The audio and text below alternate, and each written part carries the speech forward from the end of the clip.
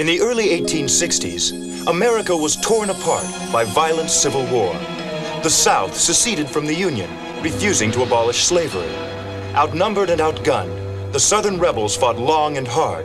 The cost in lives and money was high for all involved, even in the most northern states, like New Hampshire, and in cities like Concord. Concord was a fine community of good people, some who grew to greatness and fame, like the philosopher Ralph Waldo Emerson. But more importantly, Concord was the home of hundreds of families who grew and found happiness nestled in the rolling hills of New Hampshire. But the war often brought hardship to these homes, as it did to this one, where the March family lived.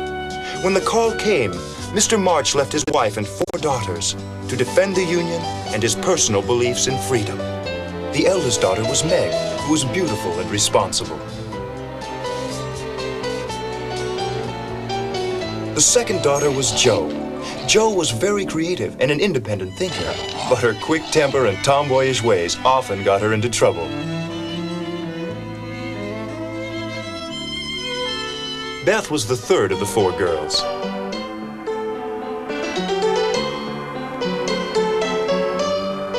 She was sweet and loved music.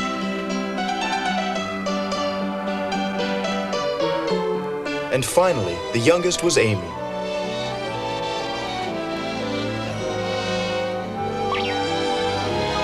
Together, these 4 young girls faced life during those dark days of the Civil War. This is the story of these little women.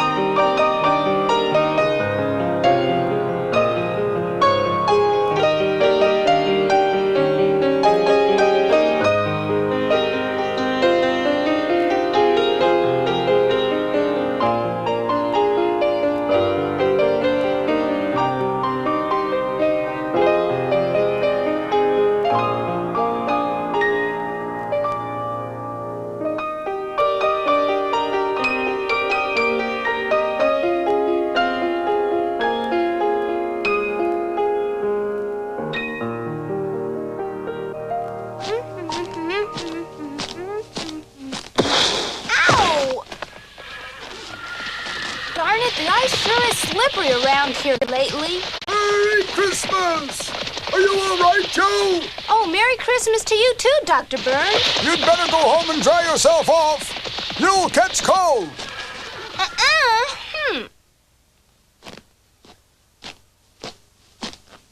I know. I'll take a shortcut.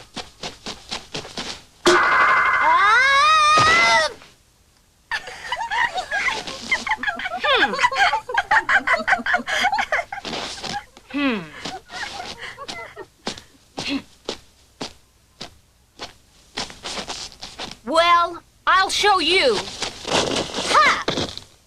You see, I did it. Oh.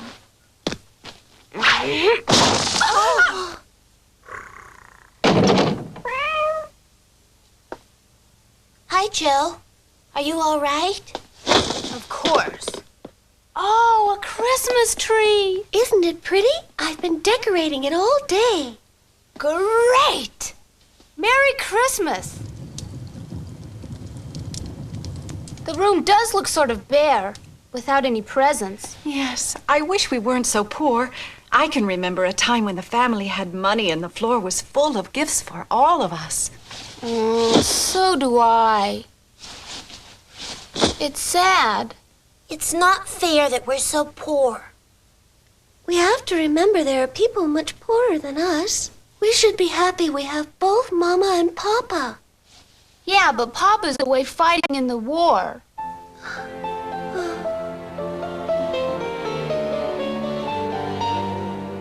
I guess we all have to make some sacrifices for our country. Meg's right. I I sure do wish I was a boy. Then they let me fight for the North with Papa. Bang! Yep.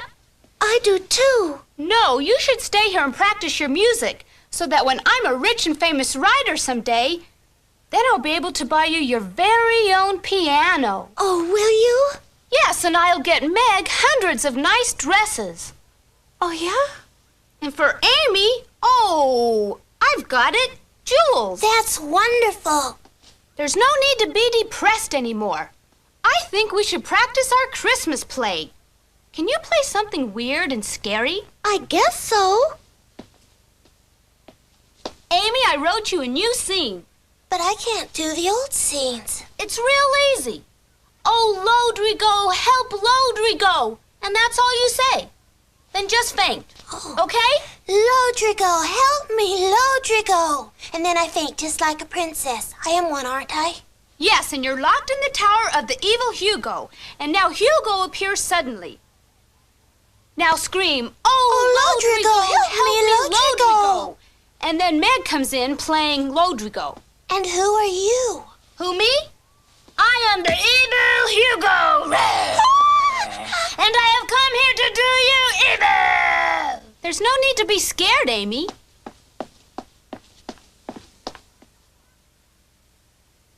You can start playing, Beth.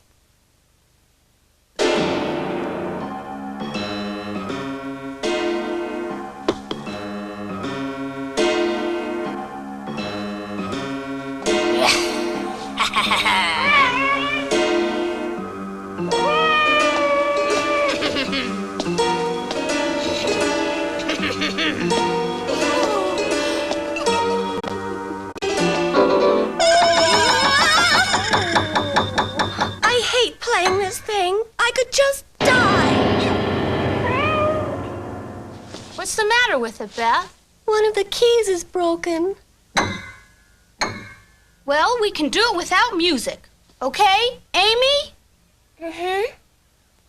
I am the evil Hugo. And I have come to do evil to you. Lodrigo, help! Lodrigo!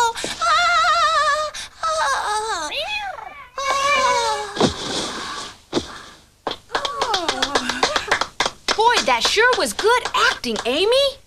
Really? Why don't you girls take a break? I made some nice tea. Well, thank you, Hannah. Careful, it's hot.